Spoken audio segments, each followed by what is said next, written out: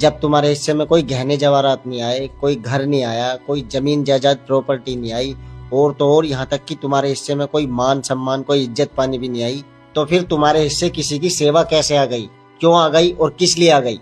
मेरी मम्मी ने मुझे 9 महीने कोख में पाला है और कभी मुझसे सेवा नहीं एक्सपेक्ट की।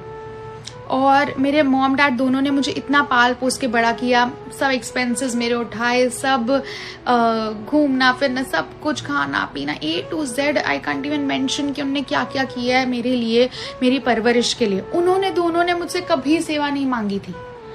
और मेरे सास ससुर जिन्होंने मेरे लिए कुछ भी नहीं किया, लिटरली कुछ भी नहीं किया, वो मुझसे सेवा मांग रहे हैं। क्यों भाई, किस बात से मैं तुम्हारी सेवा की? तुमने मेरे लिए क्या किया है?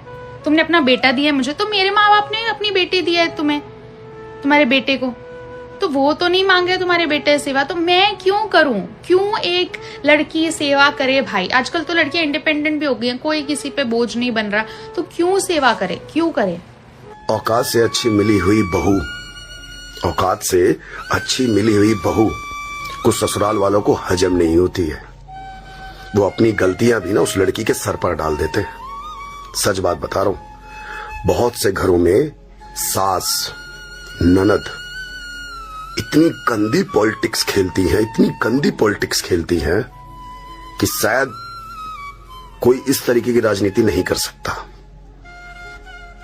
जब बेटा घर पर नहीं होता तो बहू के सामने एक सास का और ननद का असली रूप आ जाता है, और जब बेटा घर पर आता है तो इस तरीके से भीगी बिल्ली बन जाती है कि मैं तेरी बहू से, तेरी पत्नी से कुछ कहती नहीं हूं, पर देखिए कैसे पलटकर जवाब देती है। और इसी वजह से बहुत सारी शरीफ लड़कियां जो ज्यादा बोलना, किसी से बदतमीजी करना तक पसंद नहीं करती थी, अपने से बड़ों की इज्जत करती थी। कुछ सासों ने उनके मुंह में हाथ दे दे के ना, और ननदों ने मुंह में हाथ दे दे के उनसे बुलवाना शुरू कर दिया। आज बहुत सारी शादीशुदा औरत ऐसी हैं, बहू ऐसी हैं, जो आज बदतमीजी कर जाती है ना, तो उसके पीछे की एक वजह होती है। ससुराल में उन्हें अंदर ही अंदर घुटा घुटा के टॉर्चर किया जाता है, मानसिक रूप से उन्हें बीमार किया जाता है। जब उनसे बर्दाश्त नहीं होता ना बेचारियों से, तब वो फटती हैं। कुछ बहू ऐसी हो गई हैं। कोई भी लड़की ना अपने घर से सोच के नहीं आती है कि मुझे झगड़ा करना है, मुझे डिसरिस्पेक्ट करनी है, या मुझे अपने घर का माहौल खराब करना है। आप उसके मुंह से निकलवाते हो कि वो आपको कुछ बोले, वो ट्राई ही करती है कि स्टार्टिंग में वो चुप ही रहे, वो जवाब ना दे, वो बदतमीजी ना करे। यू आर द वन जो उसको प्रवोक करते हो कि ये कुछ जवाब दे। जब तक चुपचाप है तब तक तो आपको बड़ा मजा आ रहा है, आपको बड़ी खुशी हो रही है, वो ना गिल्टी प्लेजर मिल रहा है कि हमने झगड़ा कर लिया, मजा आ गया, मेरी बहू तो ऐसी है, मैंने उसको ऐसा बोल दिया।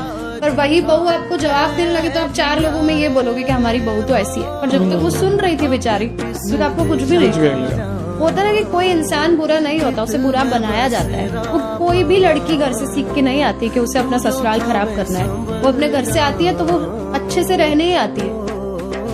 हर माँ बाप से मेरी एक प्रार्थना है, जब भी आप अपनी बेटी का विवाह करें तो पूरी कोशिश करना, चाहे समय ज्यादा लगे, दामाद ऐसा ढूंढना जो आपकी बेटी का सम्मान करे, उस पर हुकूमत नहीं, आपकी बेटी का साथ दे, उसे सहन करना ना सिखाए।